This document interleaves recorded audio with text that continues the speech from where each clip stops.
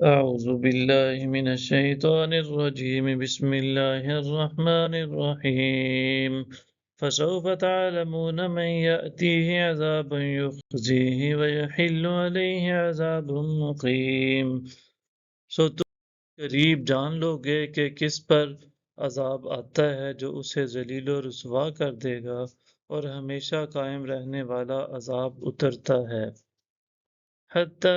إذا جاء أمرنا وفارت النور قل نحمل فيها من كل زوجين اثنين وأهلك إلا ما سبق عليه القول ومن آمن وما آمن معه إلا قليل یہاں تک کہ جب ہمارا حکم آ پہنچا اور تنور جوش سے ابلنے لگا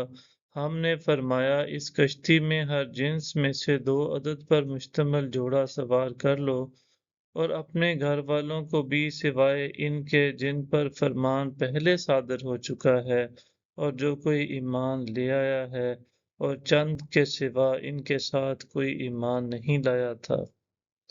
وقال اركبوا فيها بسم الله مجريها ومرساها إن ربي لغفور رحيم اور نوح نے کہا تم لوگ اس میں سوار ہو جاؤ اللہ ہی کے نام سے اس کا ٹھہرنا ہے بے شک میرا رب بڑا ہی بخشنے والا نہایت مہربان ہے وهي تجري بهم في موج كالجبال ونادى نوح ابنه وكان في معزل يا بني اركب معنا ولا تكن مع الكافرين اور وہ کشتی پہاڑوں جیسی لہروں میں انہی کے لیے چلتی جا رہی تھی اور نوح نے اپنے بیٹے کو پکارا اور وہ ان سے الگ تھا اے میرے بیٹے ہمارے ساتھ سوار ہو جا اور کافروں کے ساتھ نہ رہ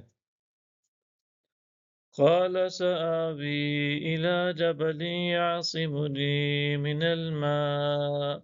قال لا عاصم اليوم من أمر الله إلا من رحم وحال بينهما الموج فكان من المغرقين ابھی کسی پہاڑ کی پناہ لے لیتا ہوں وہ مجھے پانی سے بچا لے گا نوح نے کہا آج اللہ کے عذاب سے کوئی بچانے والا نہیں ہے مگر اس شخص کو جس پر وہی رحم فرما دے اسی اثنا میں دونوں کے موج حائل ہو گئی سو وہ ڈوبنے والوں میں ہو گیا وقیل یا ارض ابلعی ماءک ویا سماء أقلعي وغيض الماء وقضي الأمر واستوت على الجودي وقيل بعدا للقوم الظالمين اور حکم دیا گیا اے زمین اپنا پانی نگل جا اور اے آسمان تو تھم جا اور پانی خشک کر دیا گیا اور کام تمام کر دیا گیا اور کشتی جودی پہاڑ پر جا ٹھہری اور فرما دیا گیا کہ ظالموں کے لیے دوری ہے صدق اللہ العظیم